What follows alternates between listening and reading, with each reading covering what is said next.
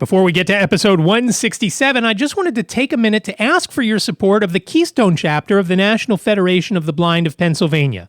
Go to supportkeystonechapter.org. Scroll down, there's a text field there that has $50 in it, and you certainly don't have to give that much to make a difference. Any amount you give is greatly appreciated and will be very helpful.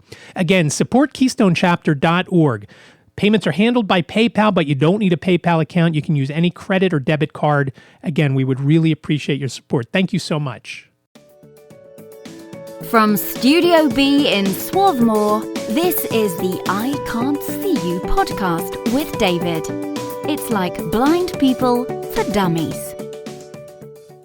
Hello there, and welcome to episode 167 of the iCantCU podcast. My name is David, at David Benj on all the socials. I really appreciate you joining me for this episode, and let me tell you how difficult it has been to bring you this episode. I recorded the whole episode yesterday, Thursday, the 17th, Ziggy's 15th month anniversary, and the audio levels were so poor that I was afraid to release it, fearing that no one would be able to hear me. And maybe that's a good thing. Maybe I'd get more downloads that way. So as I was editing it, I thought, you know what? I'm not going to waste any more time editing it. I'm going to just redo it. So please let me know, and I'm recording this a different way. I'm recording this through my computer as opposed to through my Zoom PodTrack P4, although everything is going through the Zoom PodTrack P4. So when I say something funny, I can still do this. So that still works. Although the joke might not be funny and need that. So a couple of things that I wanted to talk about, and I'm going to try and be a little more brief than I usually am because I don't want to spend time editing this. I'm going to try and do it as best I can without too many you-knows and too many coughing fits. At least since I'm recording through the computer, it can be paused when I do have to cough. And that part makes it easier, and then I won't go through and listen and hear some other mistakes that I think I have to take that out. So the first thing is recording the episode. I started late yesterday because I was editing and pushing to get out an episode of White Canes Connect, and you can listen to episode 21 of White Canes Connect wherever you get your podcasts. I guess that's actually not true. Apple, Spotify, iHeartRadio. There's a direct download link that I will put in the show notes. You can get it through at PA Blind Podcast on Twitter. You can listen there. And I think I'm forgetting one place. Oh, yes, Amazon Music, also known as something else. Audible, maybe? Just over at Amazon, you could get it. So you can look there for that. And it was a good episode, and I loved going through and editing it, and I really do like the edits. And as I've said previously, when an edit is great, no one notices and thinks that it's just the natural flow of the conversation. And I did have to fix a couple of things in it, and I love doing that so people won't have any idea that somebody started coughing in the middle and whatnot. So I was late doing that because I wanted to get that published on Thursday because the subject of the show was a new senior group for the NFB of Pennsylvania. They have a meeting coming up next week, so I wanted to get that episode out in plenty of time so people could hear it, and hopefully anybody 50 or over or caring for somebody 50 or over would be able to listen and learn about it and then join the call next Wednesday, the 23rd. So I did get that out, and I actually published that before I started to record. So I actually didn't start recording my podcast until last night after I ate dinner. And that's always trouble because usually that late in the day, my voice is shot, especially after eating, and it's kind of gravelly, and it's just not nearly as good as it is now. So, of course, that's saying something. So I do appreciate you listening to this episode, and I'd also like to know, how does it sound? Is there a hum? Because I kind of hear a little hum, and I hope that I'm mistaken with that. I hope everything else sounds okay. The audio levels seem okay, but again, I can't really see that well. And I'll get into that in a minute. So let me know. You can reach out via email, iCantCUpodcast@gmail.com, iCantCUpodcast@gmail.com, or, of course, there's always the phone number, which I would love for you to give a call and leave a message. You have up to 3 minutes, 646-926 6350. Again, that's 646-926-6350. Please reach out. Let me know how I sound. And again, you can critique my voice if you want, but I'm really looking for, is there a hum? Is it too loud? Is it too soft? Are there pops? Anything like that. And of course, if you want to tell me other things, that's fine too. And I realized today when I was on the phone with my insurance company, and I'm not going to get into it much here, but I came up with this great idea. And now we're getting into the meat of this episode, which I talked about in the first iteration of this episode yesterday. My surgery has been scheduled for the 12th of April.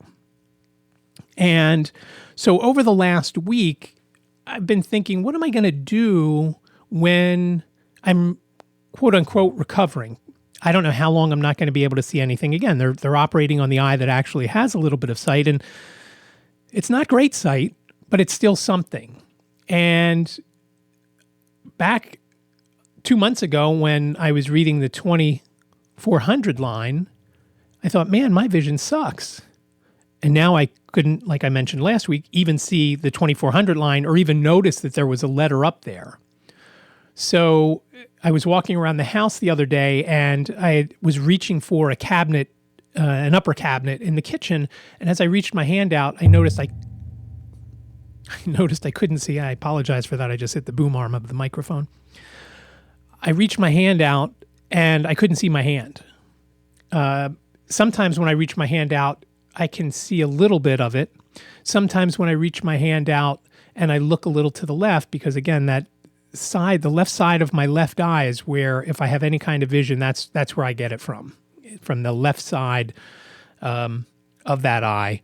And so I was reaching out for this cabinet pull, the handle, and I couldn't see it. I couldn't see my hand or the pull for that matter. But usually I don't see the pull, and I usually try to start reaching before I'm that close because, again, I don't want to jam my fingers because they're always swollen already with the arthritis.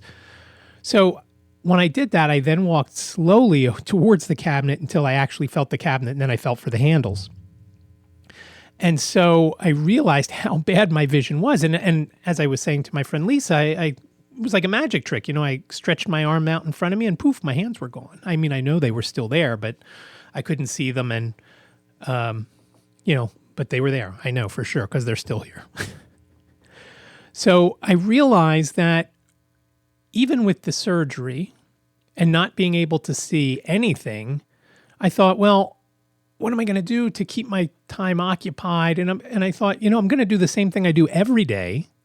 I'm going to sit and I'm going to go on my phone. I'm going to check emails, and I'm going to do all sorts of the same stuff that I already do. I'm going to go on the internet. I'm going to check my fantasy hockey lineup. I'm in fourth place still, by the way. Ice Pugs. Frank is just running away with it. He's got 1,000 more points than I do. And I'm going to do all that. Now, one of the things that I might not be able to do well is to go on the computer. And I don't like to answer important emails on my phone because if anybody has ever used dictation on their phones, you know what you get sometimes. And so any kind of important email where I want to make sure everything is right, I usually wait until I go on the computer and then I type it. Now, I have been practicing with VoiceOver and trying as hard as I can not to reach for the mouse because, again, when you can't see, you don't use the mouse because you don't know where the mouse is on the screen.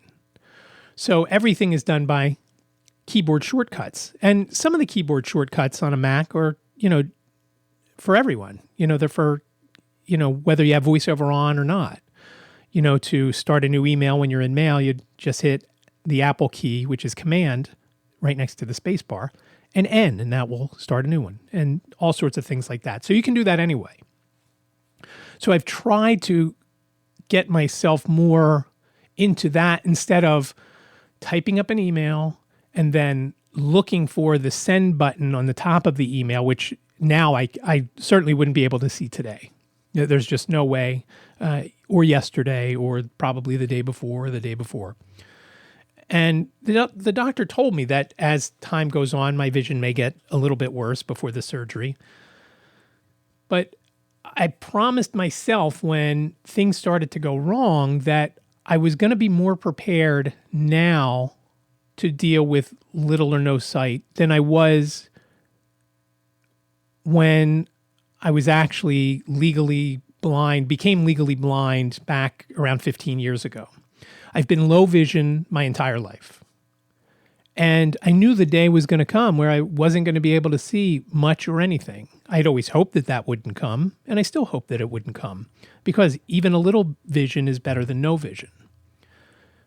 And so I thought about that, and that's when the doctor said, hey, you got to have this surgery, and this is what we're going to do. And my immediate thoughts were, what if I can't see anything? And I thought, I'm going to be ready, and I'm going to try to remain as positive as possible.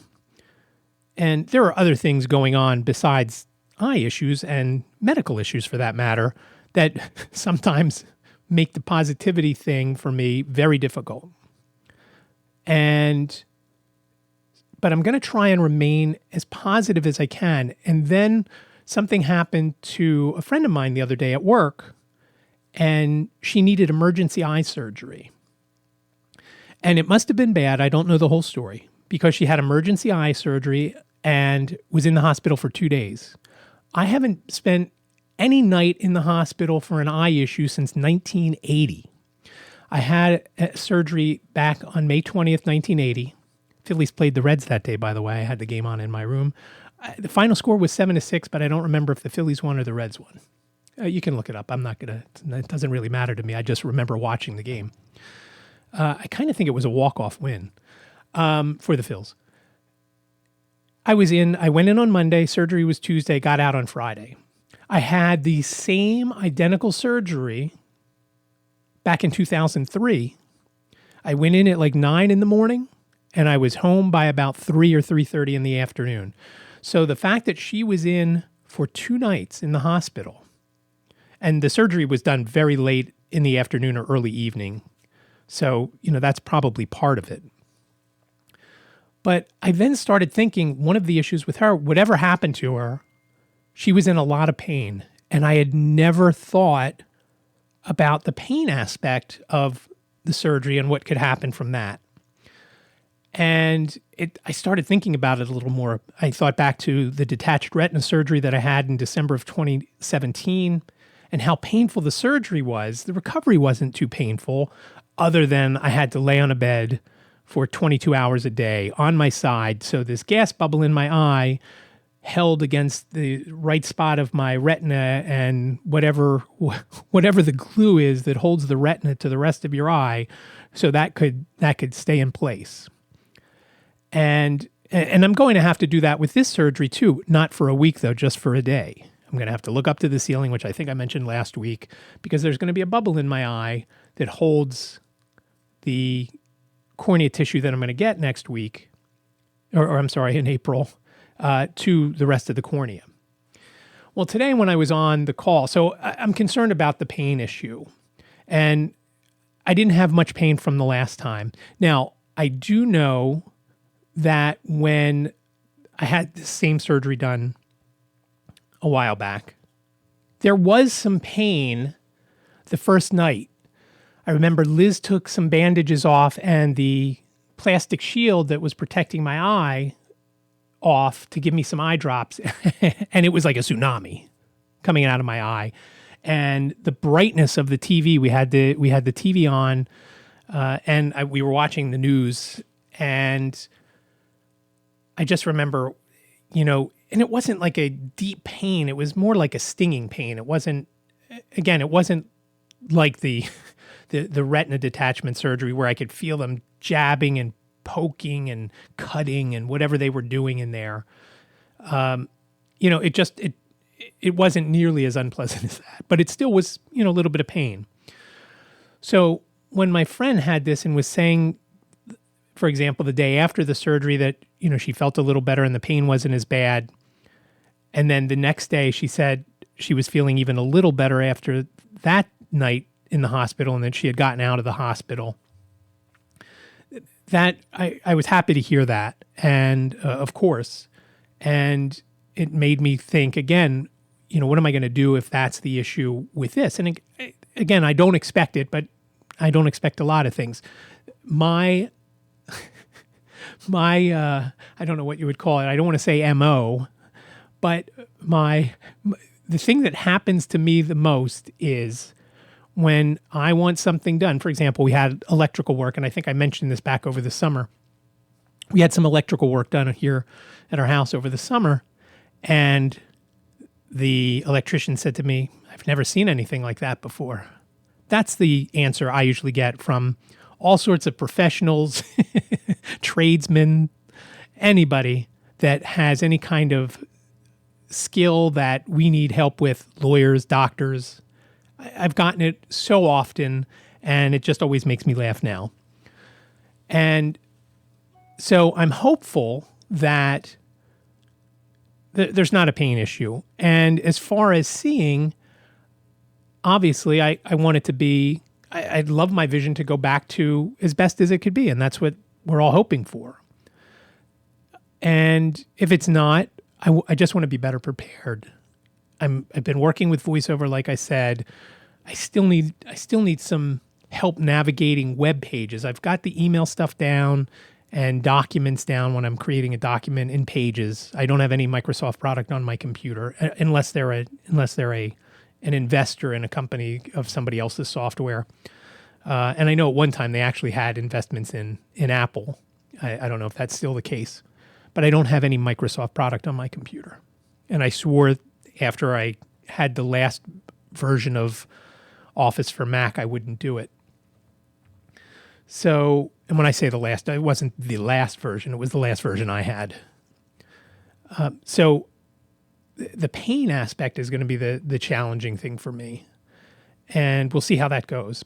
Now, when I was on the phone with the insurance company today about my Otezla medication, which is for the psoriatic arthritis, and I was on hold and I was transferred from one person to another, I was thinking about the surgery, and then I was thinking I could do a contest for the surgery.